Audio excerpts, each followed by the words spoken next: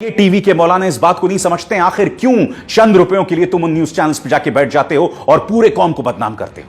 मैं ये भी पूछना चाहता हूं कि ऐसे शोज में आखिर कुछ लोग, कुछ मुसलमान धर्म गुरु बनकर आखिर क्यों पहुंच जाते हैं।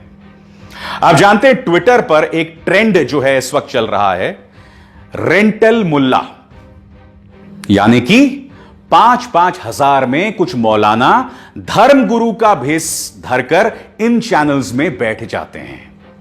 मैं रेंटल मुल्ला तो नहीं कहूंगा, मगर मैं इन्हें टीवी मौलाना कहूंगा।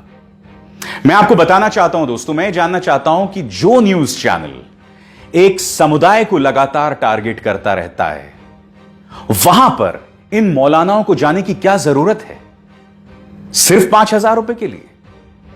क्या आप जानते हैं इन्हें 1 घंटे में गालियां सुनने के लिए जो जाते हैं, इन्हें 5,000 रुपए मिलते हैं, उससे ज्यादा नहीं मिलते हैं। मैं कहता हूं कि अगर आपकी रोजी रोटी भी इन 5,000 रुपए से चलती है तो भाई आप क्राउड फंडिंग करके बात करो लोगों से।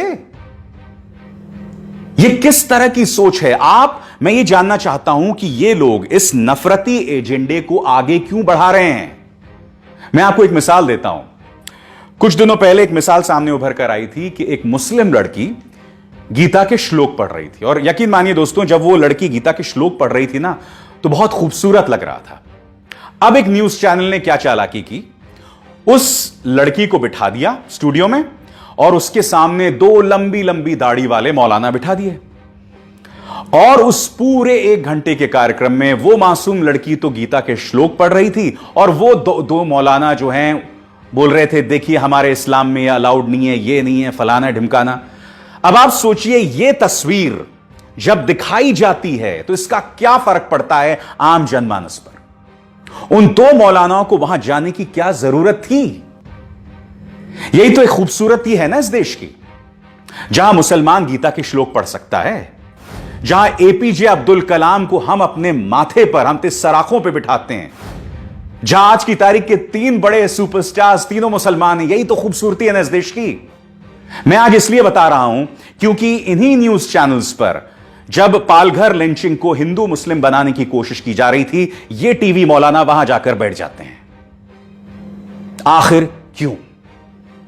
ये आपकी जिम्मेदारी है। अगर आप इनके परिवार के सदस्य हैं तो इनसे बोलिए कि ऐसा शर्मनाक काम न करें, क्योंकि इसके जरिए सिवाय समाज के अंदर दोहराव पैदा करने के और कुछ नहीं हो रहा है। सिवाय मुसलमानों की बदनामी के कुछ नहीं हो रही है इसके जरिए। और अंत में सवाल मैं प्रधानमंत्री से भी करना चाहता हूं। प्रधानमंत्री, हाथ जोड़कर मेरी प्रार्थना है आपसे, इन चैनल्स के जहर पर लगाम लगाइए। मैं जानता हूं कि योगी आदित्यनाथ की उत्तर प्रदेश पुलिस ने कई न्यूज चैनल्स के जहर का पर्दाफाश किया है, मगर इनके खिलाफ एफआईआर दर्ज की जाए इस जहर को फैलाने के लिए। हाथ जोड़कर मेरी प्रार्थना है, क्योंकि आप जानते हैं इस सब का असर अंतर्राष्ट्रीय तौर पर पड़ रहा है। आप क्या चाहते हैं? आप क्या चाहते हैं कि गल्फ में जो लाखों भारतीय काम करते हैं, क्या वो वापस भारत आ जाएं? क्या आप जानते हैं कि ओमान की तरफ से, कतर की तरफ से, सऊदी अरब की तरफ से, यूनाइटेड अरब एमिरेट्स की तरफ से, सभी तरफ से कठोर तेवर अपनाए जा रहे हैं वहां के हुक्मरानों द्वारा। क्यों?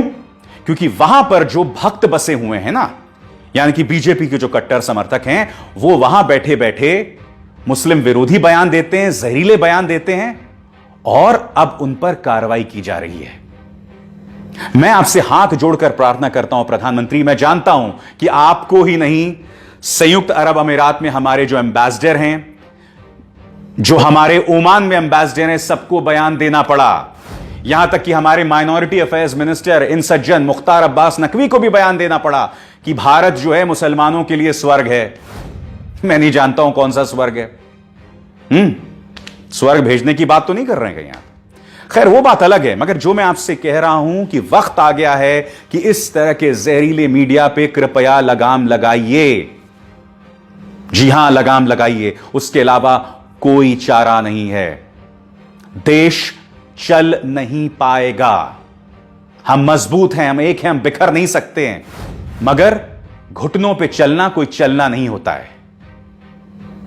आज मैं आप सबसे हाथ जोड़कर प्रार्थना कर रहा हूं, एक पत्रकार होने के नाते नहीं, बल्कि एक इस देश के एक नागरिक होने के नाते, कि कृपया इस जहर को अपने मन, अपनी आत्मा का हिस्सा मत होने दीजिए, क्योंकि इससे कोई एक समुदाय को नुकसान नहीं पहुंचने वाला है, पूरा देश इसमें डूब जाएगा। भारतीय जनता पार्टी के ये नफरती नेता बाज आए, जिन न्यूज चैनल्स का मैं जिक्र कर रहा हूं, ये लोग बाज आए, क्योंकि जिन न्यूज चैनल्स पर ये एंकर्स काम करते हैं, तुम्हारे भी बच्चे हैं, तुम्हारे भी बच्चे स्कूल जाते हैं। आप क्या चाहते हैं? कल्पना कीजिए, आप लाइन लगाए एक सुपर स्टोर के बाहर खड़े हैं, आप अपनी रोजी रोटी के लिए गए हैं, आप चावल अनाज वगैरह लेने गए हैं, आप लोग सब खड़े हैं, और अचानक ऐसे ही जहरीले प्रोपेगेंडा के चलते वहां पर दंगे छिड़ जाएं। बताइए, इसका जिम्मेदार कौन होगा? खैर, यह बात मैं अपनी हर शो में करता हूं, मुझे लगता है कि इसी पे कोई फर्क नहीं पड़ता, मगर मुझे भी वाकई इस बात का थोड़ा सा भी फर्क नहीं पड़ता कि आपके कान में जूं तक नहीं रेंग रही है, क्योंकि मैं अपनी आवाज इसी बेबाकी के साथ बुलंद करता रहूंगा। जय हिंद। लाइव टीवी, सच सबसे आगे।